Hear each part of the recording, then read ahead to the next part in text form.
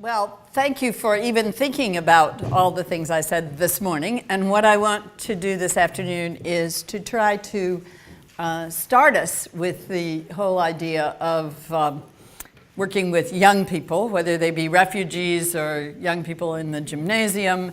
I'm used to saying gymnasium from Germany, so I will probably slip.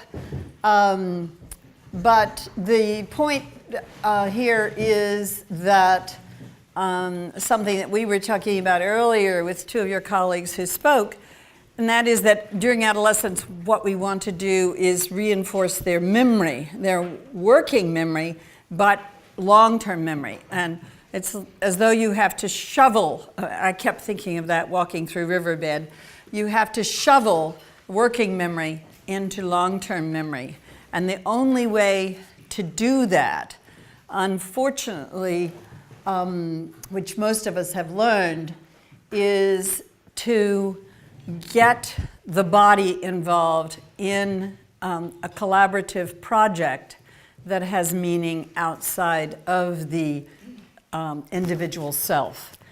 Now that may sound very counter to everything we are told when we work with a student on a test or a subject and get a score.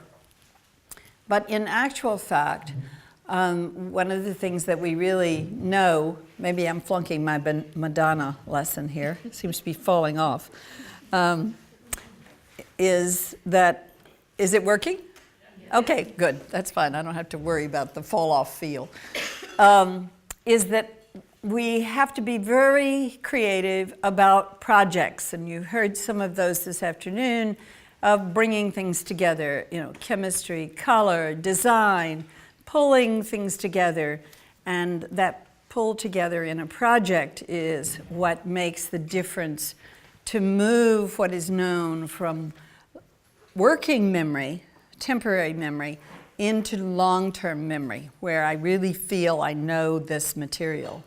Because projects almost always involve using the hands, the body, using multiple media. So let me give you a few examples then of what I mean by that and pull a couple of these words, linking with some of the words that you gave, particularly transformative.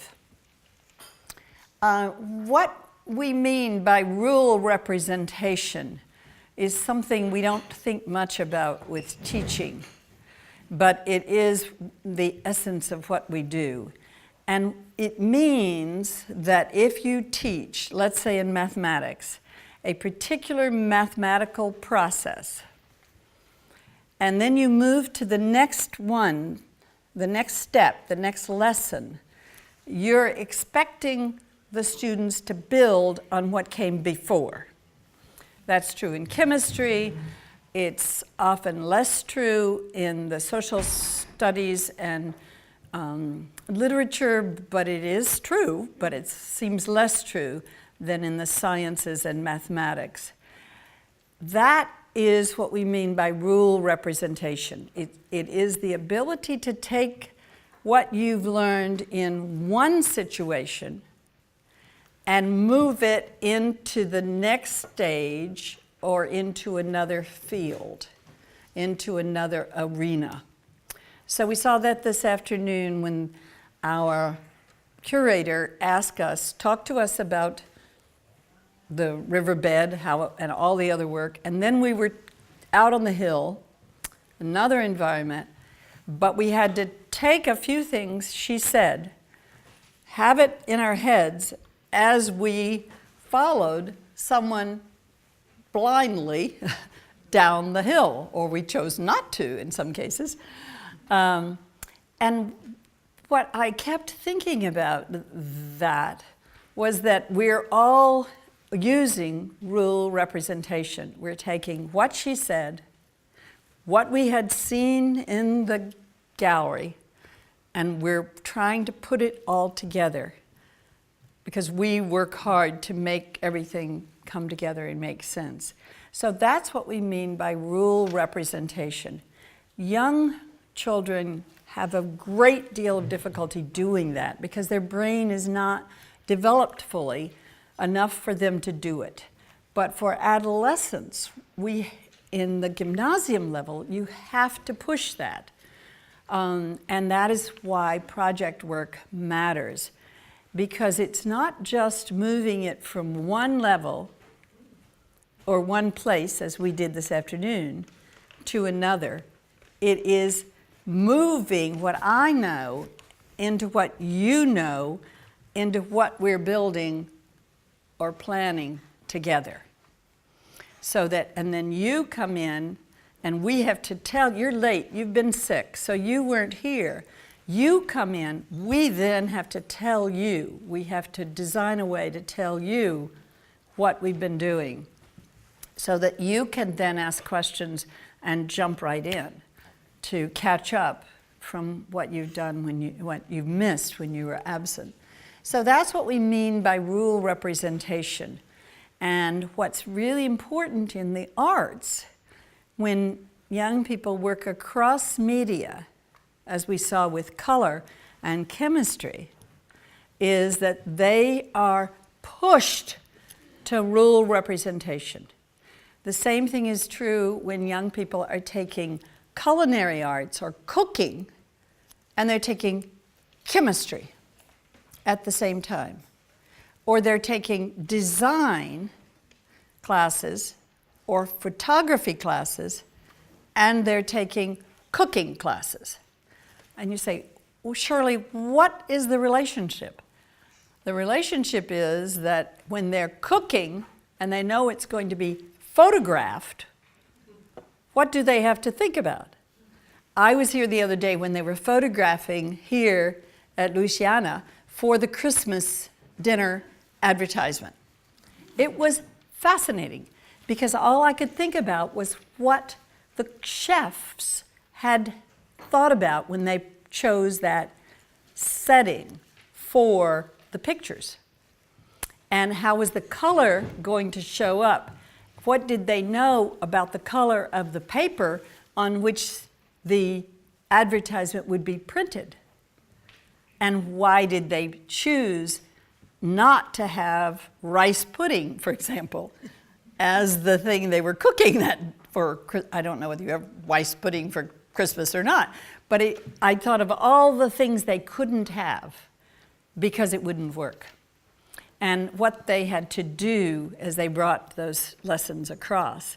So that's one example of how when I work with schools, which I don't get to do very often, or I work with museums and shelters for homeless children or refugee children, I always ask them to suggest 4 different fields of art that we can think about putting together, and then suggest 2 or 3 concepts relevant to what we're trying to talk about. It may be the body, because we're talking about sexual behavior.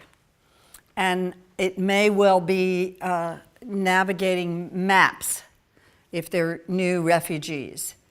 How can we take 4 fields of art and put them together to help young people know how to use maps?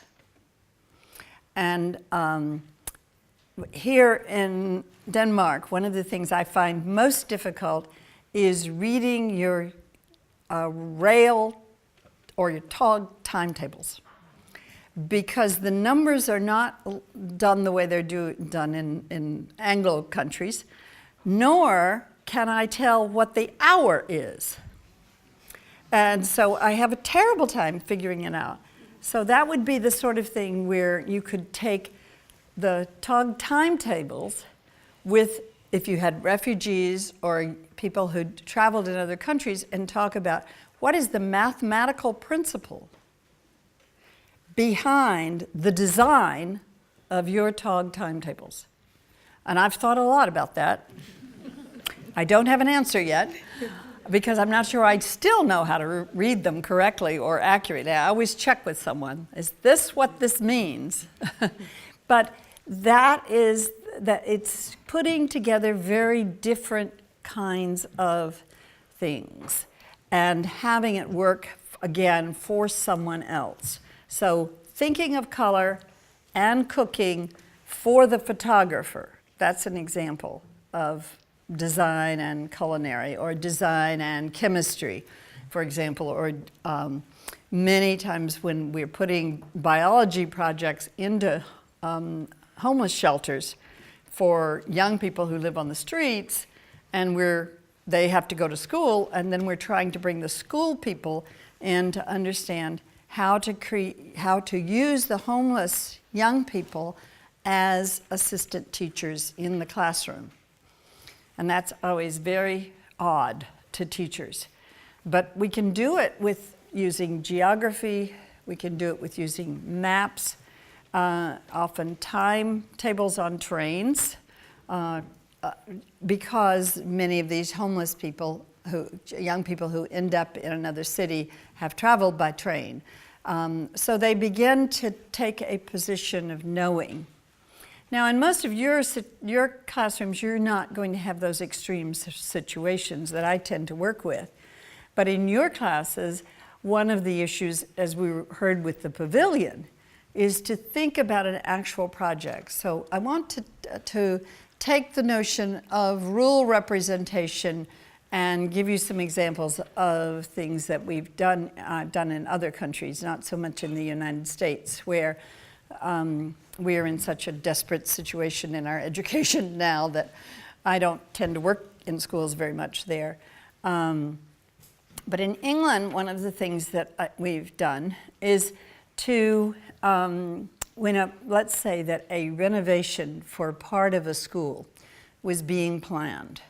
The design that I work with is to have selected young people from 4 subject areas in the school work with the architects, the environmental planners, and all of the inspectors. So they are meeting with these individuals, and their job is to listen and then write from one of those individuals a lesson plan that they will take back to the classroom, if it's history, or if it's mathematics, or if it's chemistry, or if it's social studies, for explaining it to their peers, to the others in the classroom. So they're listening with a purpose. They're listening with a project. They have to create a project. They have to create, again, a series of materials and activities in which their peers will use 3 to 4 different media in showing what they've learned. So one thing they may do is photography. So for example, suppose in the building of this school, they're tearing down a part of the school. One young person takes on from the meetings the problem of what is going to be done with the trash, the debris, from the part of the school that's torn down. That young person then goes out and meets the truck drivers, as many of us would like to have met the truck drivers who helped bring Riverbed to happen. But they go out and meet them. They photograph them, they write their biography, and they find out what happens to the various forms of trash from the part of the school that's torn down. That has to do with chemistry. It has to do with environmental chemistry, to be sure. It has to do with calculating volume and weight, which would have had to be done in Riverbed. How did they calculate the weight of what was going in each of those rooms and the way those floors had to be built to handle that weight. So they're creating then problem sets and multiple media representations. So they'll write a small biography, they'll have a photographic exhibition of where the materials will be taken, how they must be sorted at the school ground before they're trucked. So you cannot, in many countries, in England, we could not put concrete in the same truck with the metal structural materials because they went to different places. So how do you calculate the difference in the weight? And then how do you find out what the weight is that the truck will hold? So all of these things, and you may say, well, my students aren't going to be truck drivers. That's not the point. Your students may well be engineers. They will certainly be people who are concerned about the disposal of waste from buildings, if those buildings may have had toxic waste in them, as some of the concrete materials in earlier years did. We now consider that some of that toxic. So all of the things that people get to know through the combination of these projects. That one we did several times in England in connection with the tearing down of a part of a school and the new building of the school. That then took the young people into meeting with architects, building models,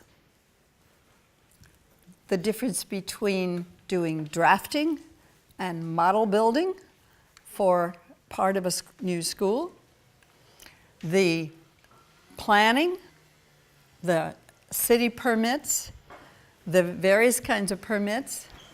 And many of the students had no idea that when you build even a very small extension, in one case it was of the science section of a secondary school in England, that they had to have 5 different engineering departments offer permits.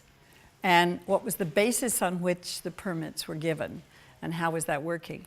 So that you say, well, my students don't have time to do that. If they take one day of the week and you have 4 students in your class, let's say you have a class in chemistry and you have a class in social studies and you have a class in mathematics, and there's one day of the week, then they're building lessons and bringing back. In every single case, what we found was not only when we created, based on the standardized test, we created tests in these areas for the whole class.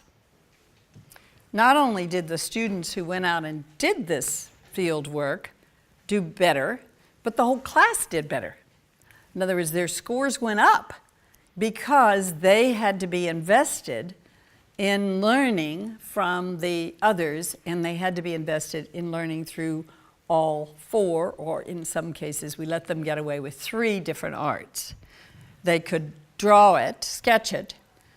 They may not have to then mold it, but they would then have to write an illustrated history of the process, and then they would have to create a video, a short video, explaining one part of the process. And then they had to set the lesson plan and the test questions for the rest of the class. Now, we all know as teachers, you learn a lot when you do that. And you learn a lot because you're working across these fields. We got the schools to assign a person, as many of you are probably thinking, I don't have the time to arrange all that in the city or in my area. We got the schools to appoint, once we could show how valuable it was for the increased improvement of the students, we were able to get them to hire somebody who did that negotiating. So the teachers didn't have to do it. What the teachers did have to do, of course, was meet with that person and give them the vision of their idea, and then that person would go and do that particular work. So that's one very specific example of something that can be done. Another one which is much simpler is essentially for any class in any subject to build, for the teacher, to build into the opening of the year the idea that what happened in this field, it was not just coming out of air. It was coming from people. It's a bit the way she was talking about it when she was reading the passage about the soldiers in World War I not being aware of what was changing in the air. So often young people, adolescents, are not aware that everything they're benefiting from now was developed by individuals living in certain places at certain times. So the person, place, time theme in one school, across again, the rule that I created was it had to be 3 different arts or 4. Then every class for one lesson unit of the year had to take that approach. So that if you were doing a unit in mathematics, let's say something that would involve Euclidean geometry, you've got your person, place, time, and again, that would have to be with the class in groups, projects where they would decide how they were going to represent Euclid, time, place, and the result of that particular work. In any event, you get the picture of how that would work for social studies, how it works for mathematics, how it works very well for biology, physics, and chemistry. And one of the things that was very fulfilling for me was to watch how excited the students became about that work, because they could then identify with the people from places, times, and their particular processes. And you know, you'd say, well, my students would take Apple product. Well, there are lots of things to be learned about what was it at the particular time that Steve Jobs and all the other big guys, they were all guys, unfortunately, at that time, came together to do these creations. What was in the air, and where were they? Was it some accident that they were all in the same place at the same time, doing the same thing? And if you put that to a group of adolescents, then they begin to think again, it's again rule representation. Where else in history, at the same place, at the same time, did a group of people come together to do certain things? At the Museum of Design, Modern Art and Design in New York, we just had a big exhibition about the history of women in design. And one of the things that struck me as I went through that a few weeks ago was the fact that so many of the women were from Scandinavia, but all at a certain point in time. I have no idea why that particular point in time produced so many women who now are seen as being the biggest and the best of women designers in the world, in the history of design. So those are just some beginning examples. I have obviously many, many more in my head of things we've done where you put it together. But what I've found is, and I was talking with a number of people about this, is that you have to have, when you're doing that cross-interdisciplinary work with the arts, you have to have what a colleague here called rules of conduct. And I mean by that, I was able to impose some fundamental rules that it had to be 3 or 4 different art forms. And people said, well, why did you do that? And I said, because if you do only 2, most of us as teachers who are not trained in the arts will do photographs and writing. For young people, boring, because I've done it 100 times, 1,000 times. So to push people to go to that 3 number or the 4 is really pushing them, because they then really have to think much more imaginatively than they might otherwise. So that's a big issue for you to think about, is have some fundamental rules of conduct. Another rule of conduct I had was that when the students did this work, they didn't come back and report to the class. Because the idea is when you do a joint project, you do the project to take it back to benefit somebody else, which then means you are responsible, not for you, but for everybody else, because they had to produce these units, which meant they had to meet with the teacher, they had to study the text hard to see what were the concepts that had to go in that unit, they had to study tests that had come from earlier years so they would know how to create tests. All of this was calling on them to do many more things. So the rule is you always have to create something to pass it on, to give it forward. We say in English, to give it forward. Another rule of conduct was it always had to have some accountability for everybody. So it wasn't just about whether I did a good project, it was whether I did a project that enabled you to learn enough that you did very well in your test, in your exam, in your whatever, in building your product. So it's the rules then what we followed were you had to have rules of conduct to do these cross-disciplinary products. Now, yes, exactly. It reminds me a lot of innovation. It's a new way of using innovation in teaching, I think. Yes, exactly, and it's also the way they do it in the new industries, yes. Particularly in biomedicine, and we were talking earlier about the demise of biology in secondary school, and what's happening is as they try to bring back biology in the industry for medical research, they're having to recreate what we would think of as what secondary schools do. So that means, again, it's the task switching. It's the teacher learning to task switch, but also the young people to task switch. I never thought I would be asked to make a test as someone who is just entering secondary school. And you're telling me to write the lesson, do the research with 2 or 3 others in the classroom, and to create the material and to give the test. But I have to do all this other work to learn to do it. But of course, there are 3 rules there, which some of you have heard me talk about. One is that there's high risk, very high risk for the young people doing it, because all their friends will say, you made it too hard. It was really boring. I didn't like it.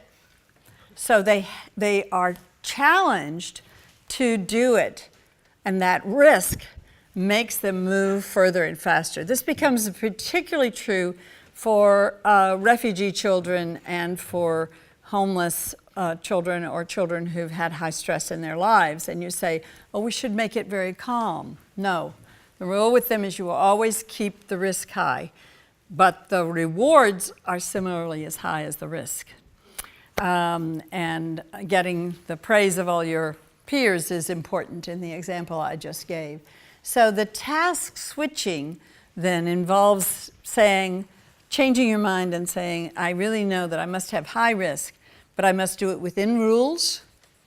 In English, we talk about it as the R's. So there must be risk, there must be rules, and there must be roles that individuals are playing as they learn that are not student roles. They are playing roles as interviewers, they are playing roles as thinkers, they're playing roles as representatives of their school, if in the example of the new section of the school being built, or a building in town being torn down, where is it all going to be hauled away to? So it's risk, rules, and roles. Those 3 are absolutely magical. But in relation to those, remember this morning I said think about the issue of relationships. what they're doing is building relationships. So we went back 2 years later, and then you're not going to believe this. Last year I went back 10 years later to one of those secondary schools, and I found that many of the students that had worked with us were now teachers in the school. And they said, the reason we came back to this school is because this is still a school where teachers and students walk across the schoolyard. That particular school has 19 different buildings, and they talk to one another, not, what was that homework assignment you gave? I didn't get it down, miss. They don't do that. They say, you know, you'd never believe what I saw the other day. I saw this new kind of truck. It has a different lift bed from, you know, the way we did that project about the concrete lift and the trucks and the problem? I was this one, the truck has a different lift bed. And they were, when we interviewed, now, I got to tell you, most of the students who are now teachers at that school didn't remember us, which to me was wonderful. They only remembered the context of the school that they had worked in, where this process had gone on. And I thought, oh, I'm so glad they didn't remember that we were the ones who started the process. This was back when Tony Blair was Prime Minister, before he managed to get involved in the war with Bush. But he was doing all these amazing things by mixing people up in the schools with scientists and artists and so forth. So this is I think it's the really important thing for all of us to remember is that I just have to, that's the only way I have of checking time here, because, as I said, I don't have a watch. But the issue is that was so critical, was that we were constantly getting them to shift task from what they thought they did as students. I said, no, you're not a student here. In the same way you've been before, you are representing the school, you are re-representing your material back for all of us, and you are out there with all these people who don't know you as an individual, they only know you as a member of our secondary school or our group, etc. So this is a period of time when you probably know that adolescents, the prefrontal lobes are growing very fast and furiously, and the more they can be challenged to pull all those pieces together, the better it is. So let me just stop for just a minute to see if there's a catch-up time here, that people are having questions or they're thinking of projects or possibilities, crossovers.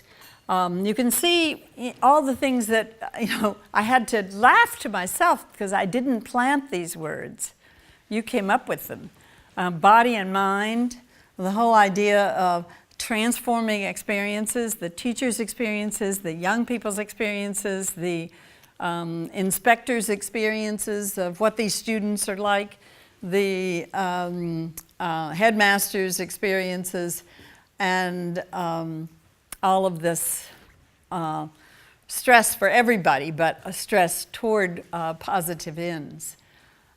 So any catch-up thoughts that you want to throw out or questions you want to ask about?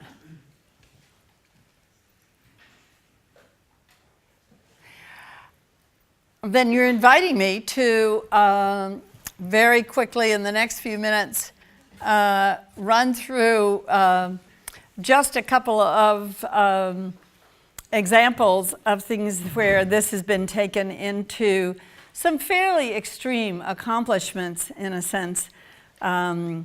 This is one group in Boston where young people began when they were, a group of 6 young men when they were just before they entered what would be gymnasium for you. They were in a school and not doing very well, and began working with an artist and learned about doing murals, etc. They got together and they decided to create an organization that came to be known as Artists for Humanity. And they met in old buildings, and they had professional artists work with young people who would come in who were not doing very well after school. And they'd come in after school and do all sorts of projects. At the outset, they were doing painting, and they were doing some sculpture, they were doing ceramics. Now they're doing furniture design, and they are actually working through the entire spectrum of all the particular arts that I've modeled with, I've talked about. But one of the things that we've done over the years is test them in terms of the fact that as they moved from simply painting or doing ceramics to doing more with their hands and their forearms, what difference did that make to them as they grew in adolescence? So we used a whole series of various kinds of tests to test them.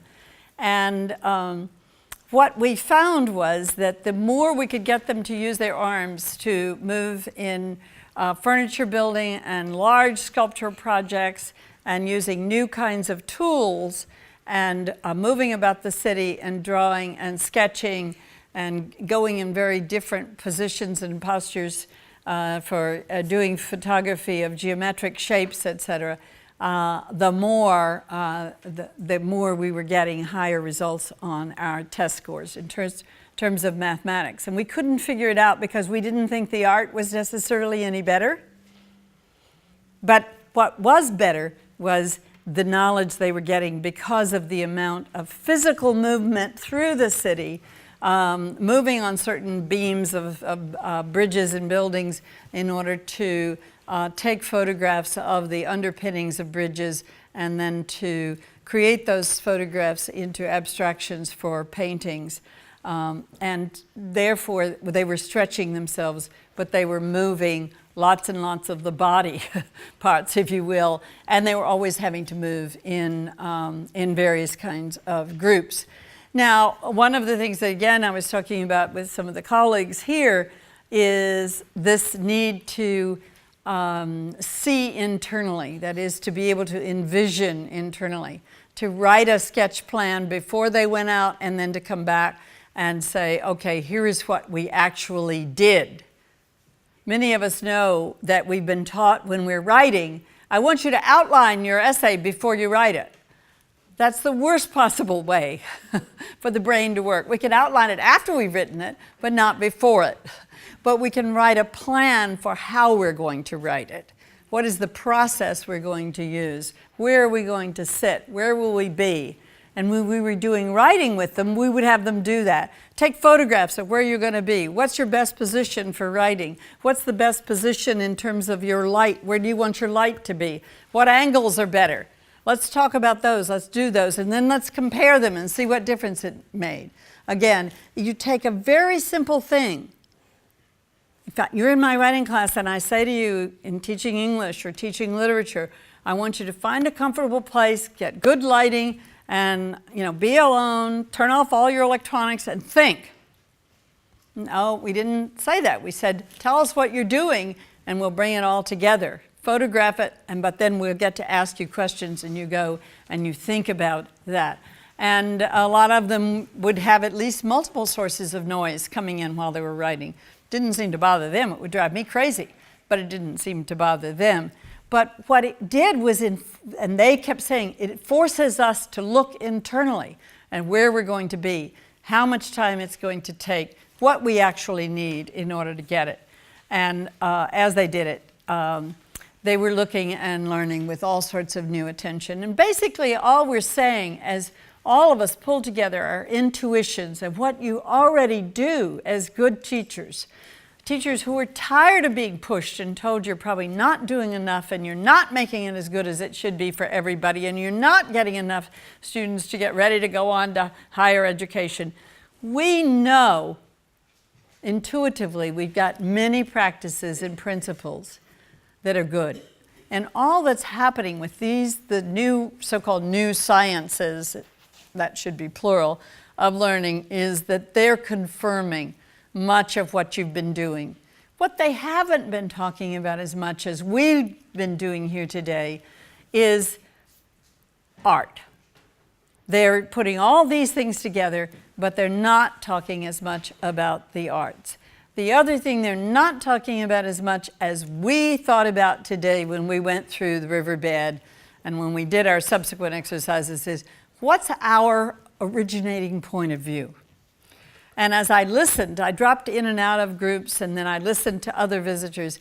It was so fascinating to me because I realized that people responded to Riverbed depending on their role's point of view. So there were some older people there who had a partner who was not as physically capable as one partner. So there were two, and their point of view was safety, moving through that terrain. And I kept thinking about that point of view and how many countries would not have allowed that exhibition for the very reason of that issue of safety. And I cannot imagine, as she was saying, you know, Tate Modern and the problems they've had with safety issues in England on exhibitions at Tate Modern. They would fill a book. The other point of view was the children who wanted to move the boulders around and play in the water and all of that. So the point of view was of everybody was very different. And then people were saying, you know, as I was thinking, what the mess this is going to create to clean up. And others were saying, and what it took to get it in here. And where were the boundaries? And others who were going to the edge of the room and looking over. So we all have to remember that we have our points of view. We just have to make them more obvious and more backed up to fill in a lot of this, this other sort of material for acceptance beyond. So I sort of want to leave us with this idea that just as I've talked about young people needing to shift and being able to shift through the arts in so many ways, as we've all done, those role shifts mean that we get our joint attention vibed up, revved up, built up. And as we get that joint attention to make those changes, what we actually then get is a lot more talking time and a lot more combined idea time along the way. And that's what I'm hoping you'll leave here with, because this was to be a day of inspiration, a day to inspire you to go back and say, you know, I heard these things, I wasn't sure I could pull it off, I don't think I can do it by myself, but maybe with you and you and you, we can do it together. Let's have coffee at my house and figure it out and see if we can do it. Do something together. Not any of the kinds of big projects, but start small. As you were saying, and those of you who spoke earlier, you start small. And you don't think I'm going to tackle the biggest thing in the world, but starting is what really makes the difference along the way. So I'll turn it over to you for questions and to you for follow-up, my dear. Questions? You're allowed to raise one yourself.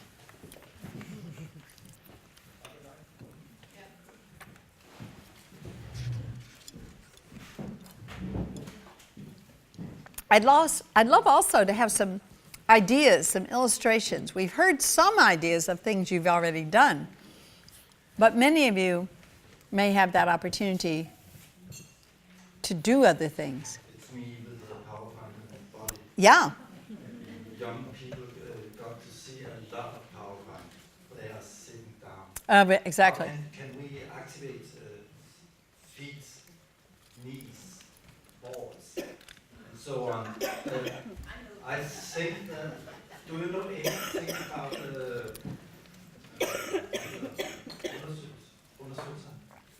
research on PowerPoint effects on short memory and long?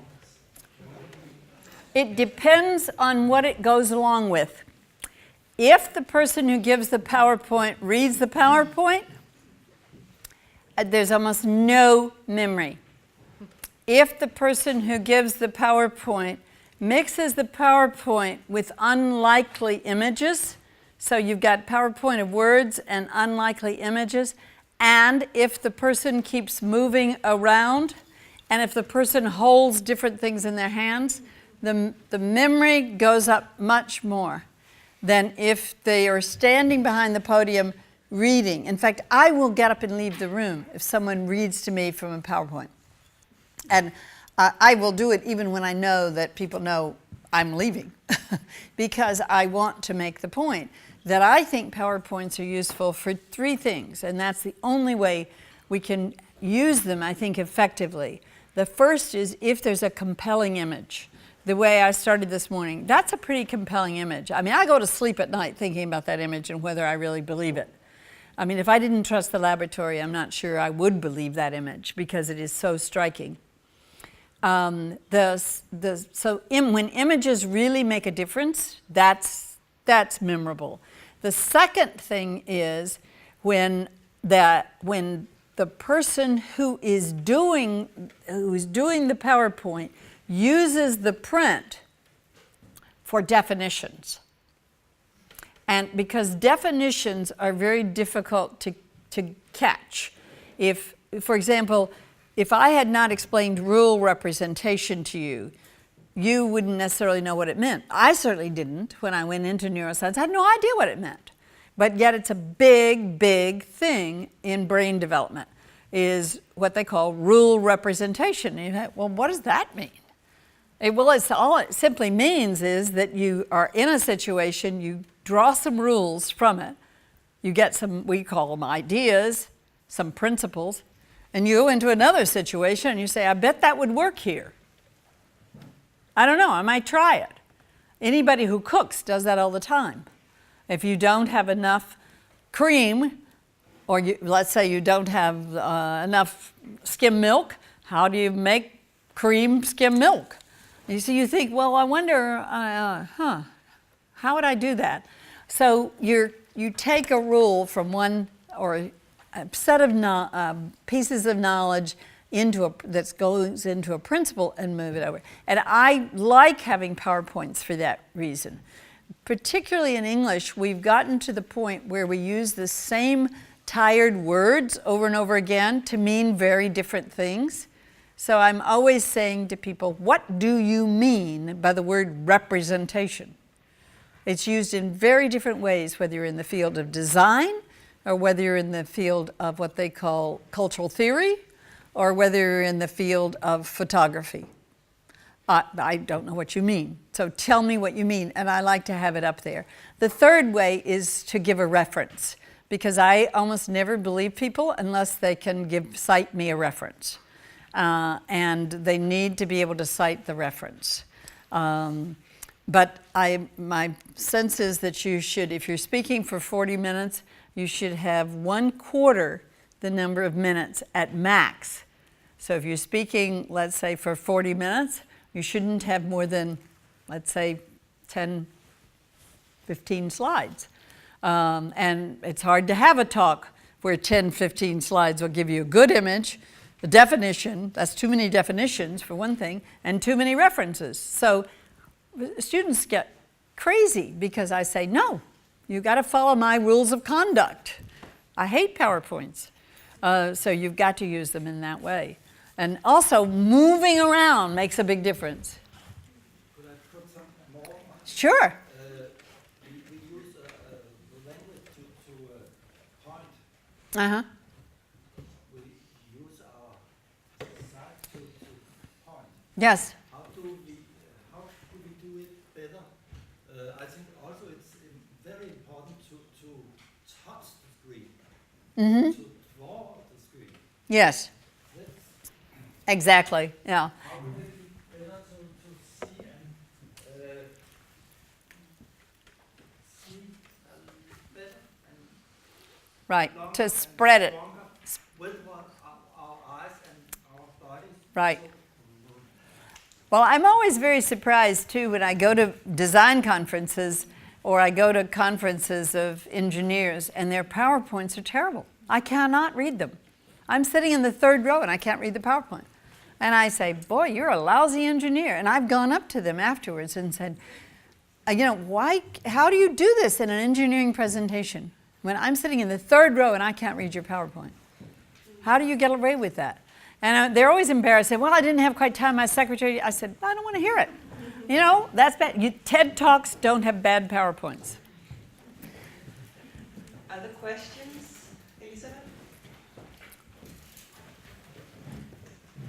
Well, Shirley, I was thinking this morning, you were talking very much about the use of hand and the impact on the brain and so on, and you wanted to return on that. And I'm not too clear on how you mean the two collaborate. And you were also writing your presentation, the title for your presentation, this hand at work, or heart at peace. Right. Do you think you could return to that and maybe? Yeah. Well, when the hands are at work, particularly in a high-risk situation, like the students working when there's going to be a new wing in the school or a new building torn down, they have to sketch out their ideas. Now, that's the kind of thing that for what they're going to do. You don't write an essay. You draw the line. Well, where's the line? And then they have to go and use their hands. So they're constantly using their hands in different ways with different kinds of resources. And often you used to say use the telephone book. Now they would just Google it. But then because the name of the inspectors would have changed, they may have to actually go knock on some doors. They're all the ways. I did one project in which I kept track of every way in which the students were using their hands in ways they normally would never use them in terms of creating a project for school. They knew how to do it. They know how to knock on a door. They know how to go down the street and talk to a neighbor and say, who's that guy in the inspection department?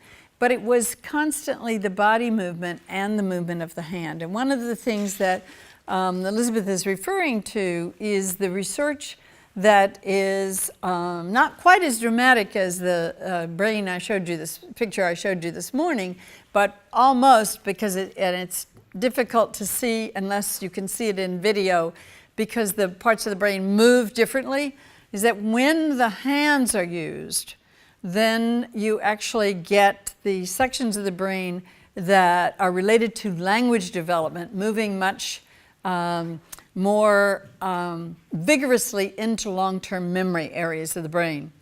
Now, why this becomes very important, and it's why when I realized most of you are teaching older young people that I didn't talk as much as I had planned to. With very young children, what's happening all over modern economies is that they are being given both plastic toys and electronic objects. And therefore, they are not using their hands to mold and move. We used to give children stuffed toys that were malleable, movable. You could make them into different shapes. We used to give them more blocks, like Legos. Thank goodness you still use Legos in this country. And even wooden blocks. You have wooden toys where the feel of the outline of the toy is very important. And the same is true in terms of, I was in a store the other day here, and they had model trains. It's the Copenhagen train station. Has a series of model trains. You do not ever see that anymore in most modern economies, where that amount of work with electric trains, putting them together, that fine-grained work, if you just track what you did, or your older brother and sister did, or your mother and father did with their hands in relation to what your grandchildren and children do with their hands, your list for now is about that long. Your list for your grandparents is that long, and for you it's probably about that long. And that has to do with the fact that all over the modern economy world, we're seeing a decline in flexibility of language usage, even in native languages. And that is correlated with this absence of play with the hands. And the creative processes of playing with the hands puts the child in the new role, uses the hands, creates the malleable molding, and also invigorates the language and the long-term memory. It works as kids are getting older into adolescence. because of the fact that then when they get to do that, they're shifting roles constantly. And that shifting of roles often means using your hands in different ways. So that's why I didn't talk as much as I had thought I was going to when I thought I'd have people here who were working with very young children. But many of you may have young children in your families. Whenever I give lectures in the States now, I always say, go home and get rid of all the plastic toys in the house. If you have children under the age of 2, get rid of all the plastic toys. And then keep them away from the electronics for the next 4 years. Good luck. But people will say to me, well, doesn't it matter that they're using the digits? No, it doesn't matter, because the digits are not the hands and the forearms. Hands and forearm usage and the relationship to the brain development has to do with the fact that we're primates. And we had to depend on our hands and our arms long before we depended on the digit, until the opposable thumb. So it's very much in the brain physiology, if you will, of the movement of the hands and the forearms. And then much later, the movement of all the digits. Never mind the movement of just this, which is a problem. So thank you for reminding me of that, because obviously it's something about which I'm very passionate.